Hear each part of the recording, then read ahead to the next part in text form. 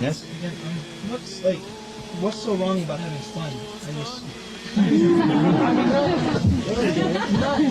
Not something that would be harmful to other people, or that's to say against the church views or whatever. Just like sharing company with other people and enjoying. Yes. Well, you see, we have this modern word "fun" for it. That's not actually fun. That's some kind of entertainment or good time, something like that. Nowadays we have this word "fun," which sort of, you can use that word, of course, in the way it's usually used. So there's also nothing wrong with it. It's sort of, you can see that it has overtones of sort of fun is an empty thing. And this thing is something that's totally empty, has no meaning to it, especially when it becomes involved with something which is weird or abnormal. Then it's deprived of its any kind of positive value. But of course, ordinary talking to people, having good times, going on picnics and having sort of wholesome fun, sort of wholesome enjoyment, nothing wrong with that. It's when it becomes something empty or something weird. Life becomes a constant search for fun, which, by the way, is a word which is totally unheard of in any other vocabulary. In 19th century Russia wouldn't have understood what this word means, or any civilized, serious civilization. Life is a constant search for fun, which is so empty of any serious meaning that a visitor from any 19th century country, looking at our popular television programs, amusement parks, advertisements, movies, music, and almost any aspect of our popular culture, would think he has stumbled across a land of imbeciles who have lost all contact with normal reality. We don't often take that into consideration because we are living in this society and we take it for granted. Some recent observers of our contemporary life have called the young people of today the me generation. In our times, the age of narcissism, self-worship, characterized by a worship of and fascination with oneself that prevents a normal human life from developing. Others have spoken of the plastic universe or fantasy world in which so many people live today, unable to face or come to terms with the reality of the world around them or the problems within themselves. When the me generation turns to religion, which has been happening very frequently in the past several decades, it is usually to a plastic or fantasy form of religion. A religion of self-development, where the self remains the object of worship, of brainwashing and mind control, of deified gurus and swamis, of a pursuit of UFOs and extraterrestrial beings, of abnormal states and feelings. There's no need to go into all these right here. These manifestations are probably familiar to all of you in some form or other. Later on, I'll discuss a little how these touch on the Orthodox Christian spiritual life of our days.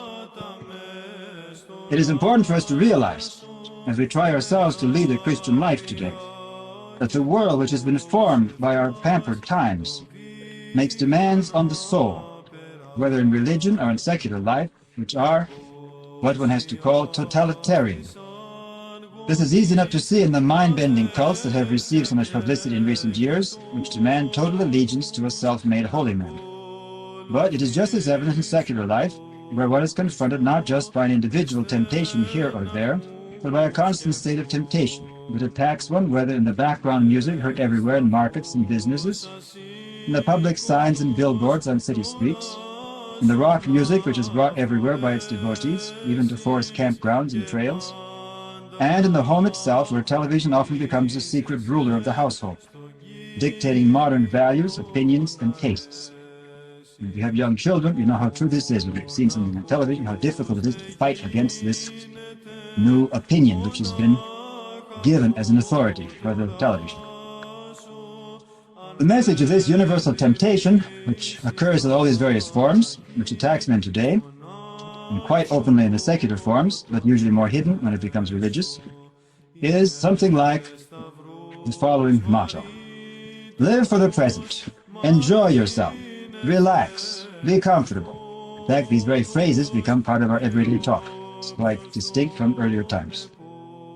Behind this message is another, more sinister undertone, which is openly expressed only in the officially atheist countries, which are one step ahead of the free world in this respect. In fact, we should realize that what is happening in the world today is very similar, whether it occurs behind the Iron Curtain or in the free world. There are different varieties of it, but a very similar attack is being made to get our soul. In the communist countries, which have an official doctrine of atheism, they tell quite openly that you are to forget about God, forget about any other life but the present one, Remove from your life the fear of God and reverence for holy things. Regard those who still believe in God in the old-fashioned way as enemies who must be exterminated. One might take, as a symbol of our carefree, fun-loving, self-worshipping times, our American Disneyland. But if so, we should not neglect to see behind it the more sinister symbol that shows where the me generation is really headed. This symbol is what is well known in the Eastern countries under communism, the Soviet Gulag. The chain of concentration camps that still governs the life of nearly half the world population. What does all this have to do with us who are trying to lead as best we can a sober Orthodox Christian life? It has a lot to do with it.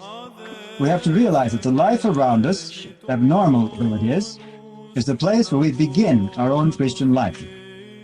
Whatever we make of our life, whatever truly Christian content we give to it, it still has something of the stamp of the me generation on it.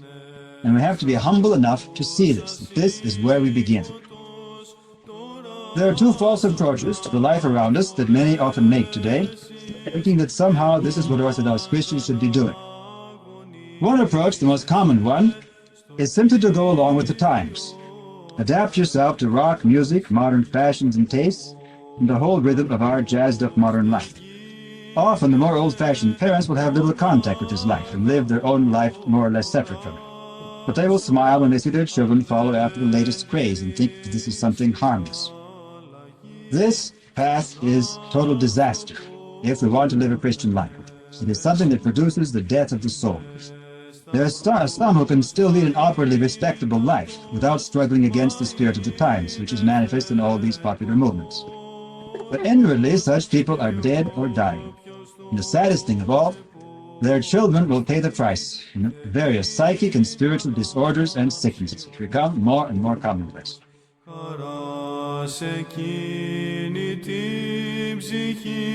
Όπου θα αποφασίσει τον κόσμο να απαρνηθεί ή να Χριστόν κερδίσει.